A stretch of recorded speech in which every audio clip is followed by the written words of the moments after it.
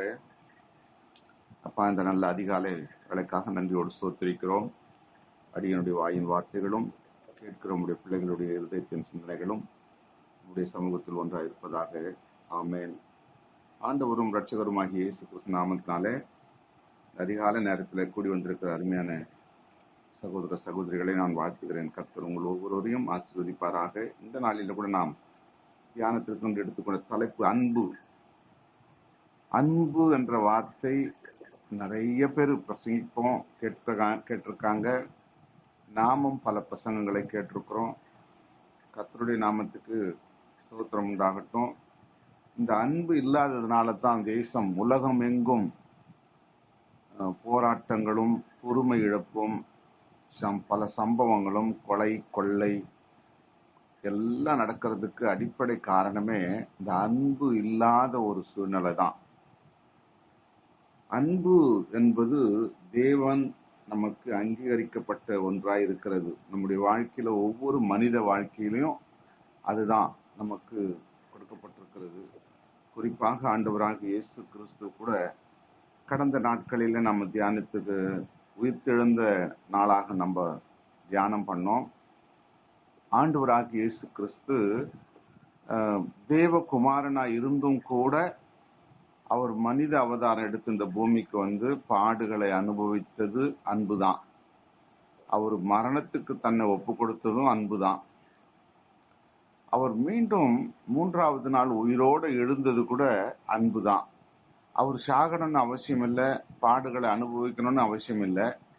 நமக்காக நாமெல்லாம் பாவம் செய்து இந்த பூமியில அழிவை தேடி போய் கொண்டிருக்கிறதுனால நம்மளை மீட்கும்படி அவருடைய அன்பை வெளிப்படுத்தினார். அதுதான் உண்மை.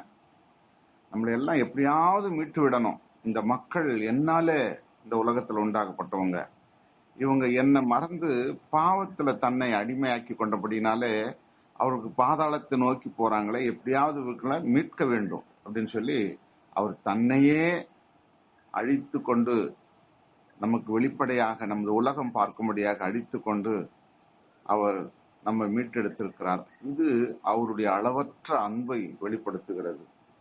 பழைய ஏற்பாட்டின் காலத்துல பார்க்கிற பொழுது உபாகமம் புஸ்தகம் 10வது அதிகாரம் 18வது வசனம் சொல்லுகிறது. கவனிங்க. உபாகமம் 10:18 கர்த்தர் திக்கற்ற பிள்ளைகளுக்கும் விதவைக்கும் நியாயம் செய்து அந்நியன் மேல் அன்பு வைத்து அவனுக்கு அன்னவஸ்திரம் கொடுக்கிறவராய் இருக்கிறார் அப்படின்னு எழுதப்பட்டிருக்கிறது.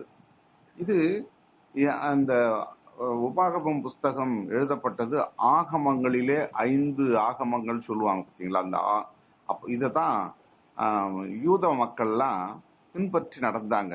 ஆதியாகமும், யாத்ராகமும், லேவியாராகமும் இல்லைங்களா, அதே போல உபாகமும், எண்ணாகமும், இப்படி 5 புத்தகங்கள் இந்த ஆகமங்கள் சொல்லுவாங்க. இத நியாயப்பிரமாணம் முழுமே இதுல அடங்கி இருக்கிறது. கடவுளுக்கு எப்படி பலி செலுத்த வேண்டும் எப்படி இருக்கிறது, விடுதலை பெற்ற மக்கள் எப்படி, நாங்க உலகம் எப்படி உண்டானது என்று சொல்லப்படும். இப்ப இந்த 5 புத்தகங்களையும் அவங்க பின்பற்றி வந்தாங்க.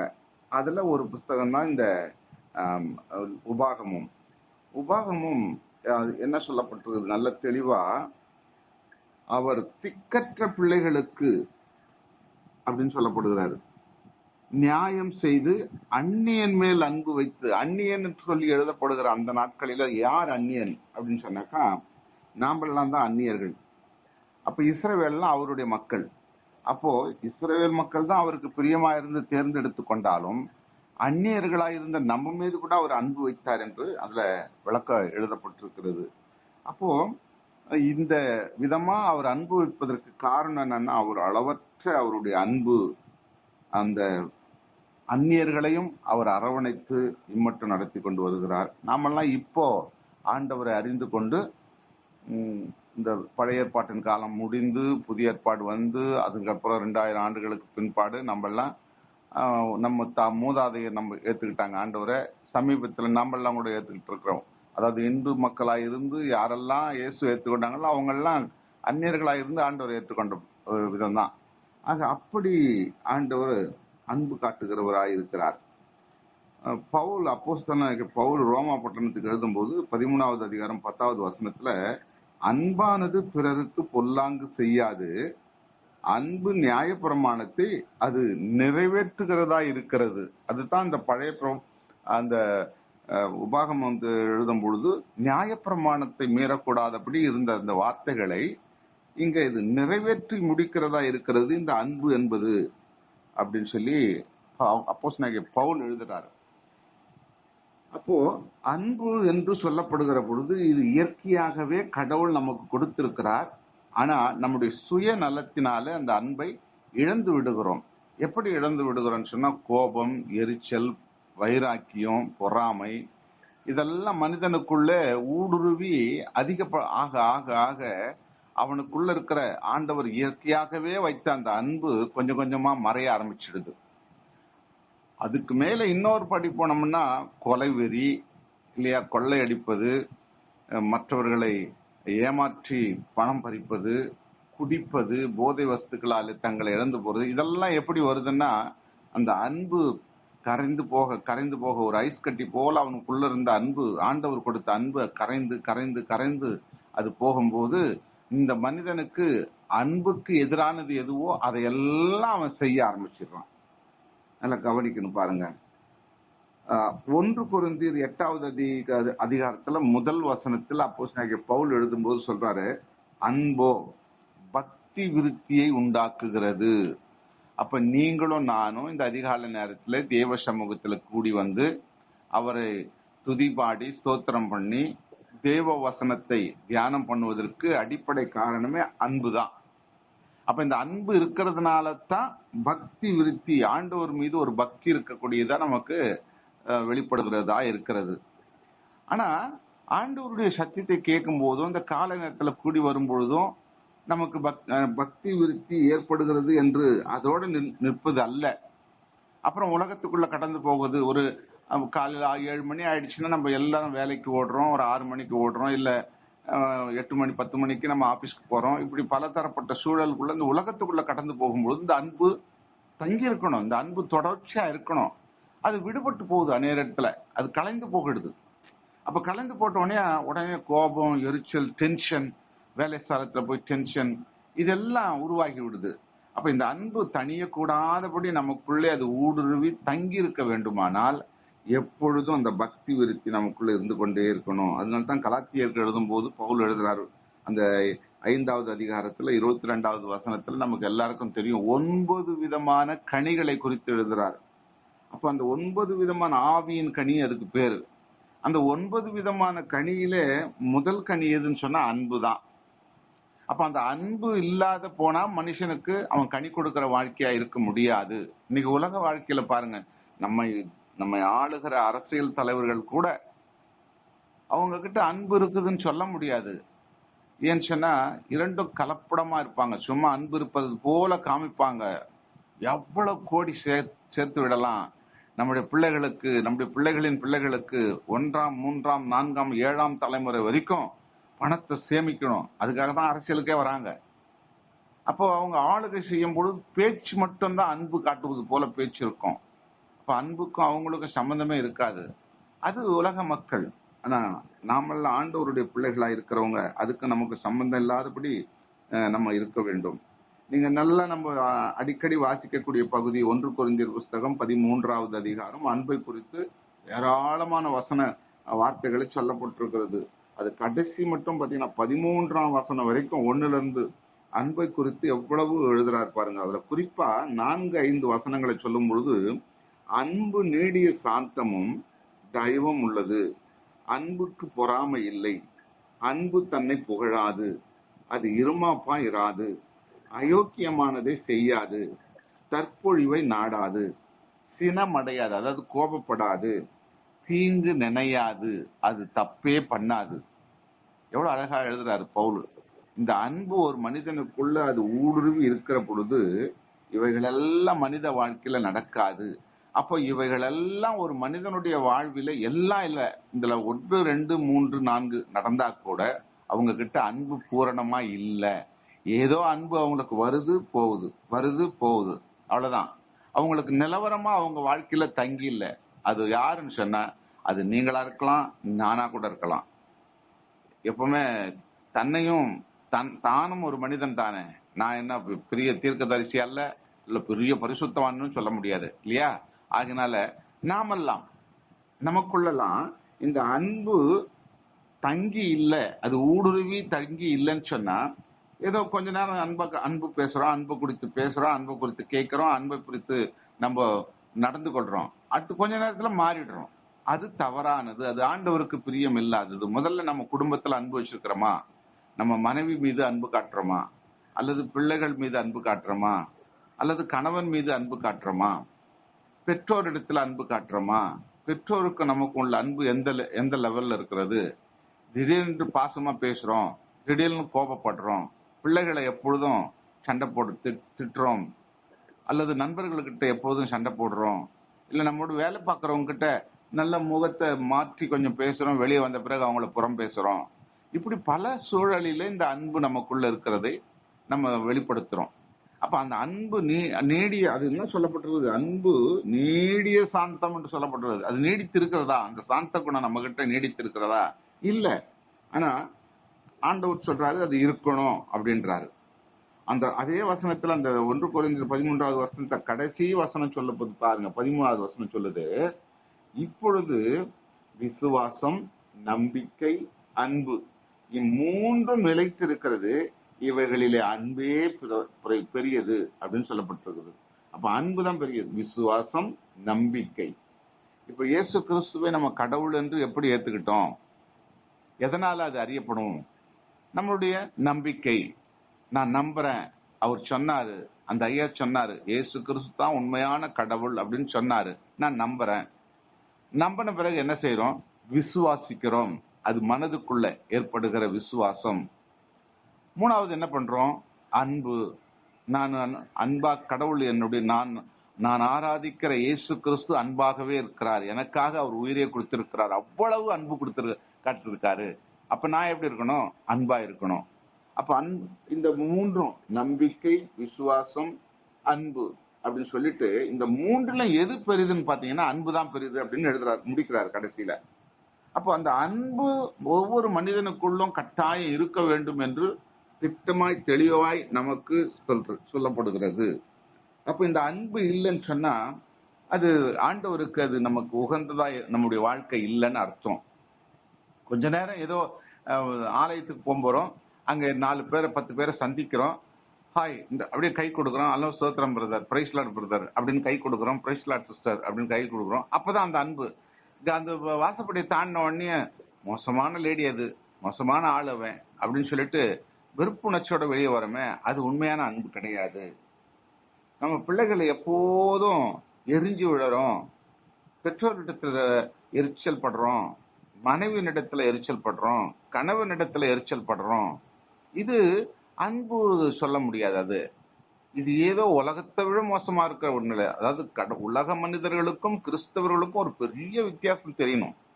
அது எதில் தெரியும் சொன்னா, நம்முடைய முகத்தோரணில் அல்ல, நாம நடந்து கொடுக்கிற செய்கையில அது கட்டாயம் தெரிய வேண்டும் என்று வேதம் நமக்கு வலியுறுத்துகிறது. அப்போஸ்தலனாகிய பவுல் தீமோத்தேயுக்கு எழுதும்போது, முதல் நிருபத்துல தீமோத்தேயுக்கு எழுதும்போது சொல்றாரு, 4வது அதிகாரம் 12ஆம் வசனத்துல, உன் இளமையை குறித்து ஒருவரும் உன்னை அசட்டை செய்யாதபடிக்கு நீ வார்த்தையிலும் நடக்கையிலும் அன்பிலும் ஆவியிலும் விசுவாசத்திலும் கற்பிலும் விசுவாசிகளுக்கு மாதிரியா இரு. எவ்வளவு அழகா எழுதுறாரு பாரு. ஒரு வாலிப தம்பி தீமோத்தேயு, வாலிபர். அன்றைக்கு பவுல் எழுதும் பொழுது, இந்த கடிதத்தை எழுதும் போது ஒரு வாலிபனா இருக்கிறார் தீமோத்தேயு. அவருக்கு ஒரு அறிவுரை சொல்லி எழுதுறாரு, நீ உன்னுடைய வாலிபத்தை குறித்து மற்றவர்கள், உன்னோட பழகுகிறவர்கள், பார்க்கிறவர்கள், அவங்க எல்லாம் உன்னை அசட்டை செய்யக்கூடாது. அசட்டை செய்யறதுன்னா என்ன அர்த்தம்? உதாசனப்படுத்தக்கூடாது. இவன் வாலிப பையன் என்ன தப்பு பண்றான், எவ்வளோ கஷ்டம் பண்றான், எப்படி வார்த்தைகளை பயன்படுத்துறான், எப்படி பேசுறான் இவன் அப்படின்னு சொல்லி உன்னை அசட்டை செய்து உன்னை ஒருவரும் புறம்ப தள்ளக்கூடாது. அப்படி நீ எப்படி இருக்கணுமா? உன்னை அசட்டை செய்யாதபடிக்கு நீ வார்த்தை, நடக்கை, அன்பு, ஆவி, விசுவாசம், கற்பு, இவைகளெல்லாம் இணைந்திருக்குது தன்னுடைய வாழ்வில. இவைகளெல்லாம் நீ ஜாக்கிரதையா இருக்கணும் அப்படின்னு சொல்றாரு. அப்ப இந்த விதமான ஜாக்கிரதையில இருக்கும் பொழுதுதான் அந்த வாலிபனை குறித்து மற்றவர்கள் இடறுவதற்கு ஏது இல்லாதபடி அன்போடு பழகுவாங்க அப்படின்னு சொல்லி முடிக்கிறார். மத்திய எழுதின சுவிசேஷம் 24வது அதிகாரம் 12ஆம் வசனம் வாசிக்கிற பொழுது அவர் அழகா எழுதுறாரு. அக்கிரமம் மிகுதியாவதனால் அநேகருடைய அன்பு தணிந்து போகும். இன்றைய சூழ்நிலை அதுதான் நடக்குது. எங்கு பார்த்தாலும் கலவரங்கள், எங்கு பார்த்தாலும் அழுகை சத்தம், எங்கு பார்த்தாலும் கொலை வெறி, கொள்ளை, குடித்து வெறித்து நிறைய நமக்கு கையிலே கொடுத்துட்டாங்க. ஒரு போன் வந்துருச்சு இப்போ. அது ஆண்டவர் கொடுக்கப்பட்ட ஒரு கண்டுபிடிப்பு தான். அது நன்மைக்கு தான் செய்தார். இது மக்களுக்கு வேண்டும். இன்றைய காலகட்டத்தில் உலக மக்கள் அதிகமா பெருகி போனபடியினாலே அவர்களுக்கு சுலபமாய் ஒருவரை ஒருவர் அறிந்து கொள்வதற்கு இது தேவை அப்படின்னு சொல்லி அது நமக்கு வாங்குறோம், பயன்படுத்துறோம். ஆனா இப்ப கூட நம்ம ஒருவருக்கு ஒரு முகம் பார்க்கலன்னா கூட வார்த்தையை கவனிக்கிறோம், வேதமத்தை அறிகிறோம், சத்தியத்துக்குள்ள கடந்து போகிறோம், அன்பை பற்றி நம்ம அறிந்து கொள்ளுகிறோம். இதெல்லாம் எதனால இருந்து அந்த மொபைல் போன் தான். அப்ப அந்த அளவுக்கு கலியுகம் வளர்ந்து நம்ம கையில கொடுக்கப்பட்ட தொடர்பு மூலமா நாம உலகத்துல என்ன நடக்குதோ அதையெல்லாம் அறிந்து கொள்ள முடிகிறது. இன்னைக்கு எங்கு பார்த்தாலும், நேற்று கூட ஒரு வாட்ஸ்அப்ல ஒரு சைதாப்பேட்டை பகுதியில ஒரு லேடி பேசுறாங்க. சின்ன சின்ன பிள்ளைங்க எல்லாம் 5th ஸ்டாண்டர்ட் 6th 5வது 6வது 7வது அந்த 7ஆம் வகுப்புக்குள்ளதான் படிக்கிற சின்ன சின்ன பிள்ளைகள்லாம் கத்தி ஒண்ணு வைத்துக்கிட்டு என்ன கலாட்டா பண்ணுதுங்க. ஏதாவது அதுங்க எல்லாம் கஞ்சா போதை வஸ்துகளை பயன்படுத்துதுங்க. அவ்வளவு சின்ன வயசுல என்னடா இப்படி பண்றேன்னு சொன்னா கத்தி எடுத்து காமிக்குதுங்க, குத்திருவேன்றாங்க அப்படின்னு ஒரு லேடி சொல்றாங்க. இதுக்கு அடிப்படை காரணம் என்னன்னா அன்பு இல்லை. அன்பை குறித்து அந்த பிள்ளைகளுக்கு போதிக்கவும் இல்லை. அது போதிக்கப்பட்ட அன்பு அந்த பிள்ளைக்கு கடைபிடிக்கவும் இல்லை. அந்த சின்ன வயசுல 10-12 வயசுலயே அதுகளுக்கு கத்தி வச்சு ரவுடித்தனம் பண்ணுதுன்னு சொன்னா பிற்கால வாழ்வில் அது என்னமாய் முடியுமோ தெரியாது. பிசாசு அவங்கள அழகா கொண்டு போயிடுவான். ஒருவேளை யார் மூலமானா அது இயேசு கிறிஸ்துவை குறித்து அன்பை குறித்து அந்த பிள்ளைகள் கேட்டு மனமாற்றம் அடைந்தா அடையலாம் 1-2 பேர். ஆனா அதிகபட்சம் பிள்ளைகள், இந்த மாதிரி பிள்ளைகள் கட்டாயம் பாதாளத்தை நோக்கி அவர்கள் இப்பவே போக ஆரம்பிச்சுட்டாங்க. முடிவோ ஐயோன்றதுதான் அவர்களுக்கு. அந்த விதமா இன்றைக்கு தேசம் இருக்குது. காரணம் என்னன்னா அன்பு தணிந்து போகிறது, அக்கிரமம் பெருகி போயிட்டது. எங்கு பார்த்தாலும், எந்த பக்கம் திரும்பினாலும், நீ வடக்கு திரும்பினாலும், தெற்கு திரும்பினாலும், மேற்கு திரும்பினாலும், கிழக்கு திரும்பி பார்த்தாலும் எல்லா இடத்திலும் அக்கிரமம் அக்கிரமம் அக்கிரமம். இந்த அக்கிரம பெருக்கத்தினாலே மக்களிடத்துல அன்பு இல்லை. யார் இந்த அன்பை மீண்டுமாக பெற முடியும்? ஒரே ஒரு ஆதாரம் நமக்கு கிறிஸ்து இயேசு. சமீபத்தில் அவர் ஆராதனை செய்தோமே, இந்த மரணத்துளியில அவர் எடுத்து போட்டாங்களே, அந்த மரணத்தையும் ஜெயமாக விழுங்கி அவர் உயிரோடு எழுந்தாரே, அதுதான் அவருடைய அன்பு. இந்த அன்பை நாம கட்டியா நம்பிக்கை கொண்டு விசுவாசித்து அதை பிடித்துக் கொள்வோமானால் இந்த மாதிரியான பாவத்திலிருந்து நம்ம மீட்பு கிடைக்கும், மீட்டு வெளியே வர முடியும். நான் கடைசியா ஒரு வார்த்தை உங்களுக்கு சொல்லி கடந்து போகிறேன். 1 பேதுருவின் புஸ்தகம் 4வது அதிகாரம் 8வது வசனம் சொல்லுகிறது, கவனிங்க. 1 பேதுரு 4வது அதிகாரம் 8வது வசனம், எல்லாவற்றுக்கும் மேலாக ஒருவரில் ஒருவர் ஊக்கமான அன்புள்ளவர்களாய் இருங்கள், அன்பு திரளான பாவங்களை மூடும். எழுதும்போது எழுதுறாரு ஒருவருக்கொருவர். இப்ப நீங்களும் நானும், நம்மை சூழ்ந்துள்ள மக்களும், கிறிஸ்தவர்களும், நம்முடைய பெற்றோரும், பிள்ளைகளும், நம்முடைய கணவன் குடும்பம், மனைவியின் குடும்பம், இப்படி ஏக மனதாக அந்த உறவுகளை ஒன்றிணைத்து, நம்ம உறவை பத்தி கூட சென்ற 2 வாரத்துக்கு முன்னாடி பேசணும் இல்லைங்களா? அந்த உறவுகளை ஒன்றிணைத்தவர்களாக ஊக்கமான அன்புள்ளவர்களாக இருங்க. இது ஏதோ முகசுழிப்புக்காக அன்பு இல்ல. யாரிடத்துல வைராக்கியம் கொண்டு நாம் என்ன சாதிக்க போகிறோம்? ஒண்ணுமே இல்ல. திடீர்னு வித்தின் செகண்ட்ல நம்ம மறைந்து கூட போகக்கூடிய ஒரு சூழ்நிலை ஏற்படலாம். ஆகினால இருக்கும் பொழுதே ஒருவருக்கு ஒருவர் அன்பு காட்டு, ஊக்கமான அன்புள்ளவர்களாக இருங்க. அன்பு திரளான பாவத்தை மூடிடும் அப்படின்றாரு. இந்த திரளான பாவத்தை மூடிடும். கடைசி நேரத்துல வித்தின் செகண்ட்ல அந்த கள்ளனாக இருந்தவன், கொள்ளைக்கூட்டவனா இருந்தவன், பொல்லாதவனா இருந்தவன், ஆண்டவரே உம்முடைய வருகையில என்னை நினைத்து கொள்ளும் என்று சொன்னான். பாத்தீங்களா? அந்த வித்தின் செகண்ட்ல அவன் மனமாற்றம் அடைந்த ஆண்டவரோடு கூட அவன் பரதீசில் இருந்தான் என்று வேதத்துல சொல்லப்படுகிறது. ஆண்டவரோடு கூட, என்னுடனே கூட இன்றைக்கே, அது நாளைக்கு இல்ல, ஒரு வாரம் கழிச்சு இல்ல, இன்றைக்கு பரதேசத்தில் இருப்பா, நான் எங்க தங்கி இருக்கிறோனோ அங்க இருப்ப அப்படின்றாரு. அப்ப அந்த அளவுக்கு அந்த வித்தின் செகண்ட்ல அவனுடைய மனமாற்றம், அந்த அன்பு அவனுக்குள்ள ஏவப்பட்டபடியினால ஆண்டவரோடு ஐக்கியமானான். அதே போல இன்றைக்கு நீங்களும் நானும் கூட எப்ப நமக்கு முடிவுன்னு தெரியாது. கடவுள் கையில இருக்கிறது எப்போனாலும் இருக்கலாம். இப்போ நம்ம 5 மணிக்கு இருக்கிறோம், 7 மணிக்கா இருக்கலாம், 10 மணியா இருக்கலாம், 10 வருஷம் கழிச்சு இருக்கலாம், நமக்கு தெரியாது. ஆனா ஆண்டவரோடு இணைந்திருப்போம். அன்பை மற்றவர்களுக்கு வெளிப்படுத்துவது வெளிப்படுத்துவதற்காக மட்டுமல்ல, உண்மையாகவே அன்பு காட்டுவோம். கர்த்தரை நம்ம ஆராதிப்போம். கர்த்தர் தாமே நம்முடைய வழிகளை செவிப்படுத்தி கொடுப்பாராக. ஆமென்.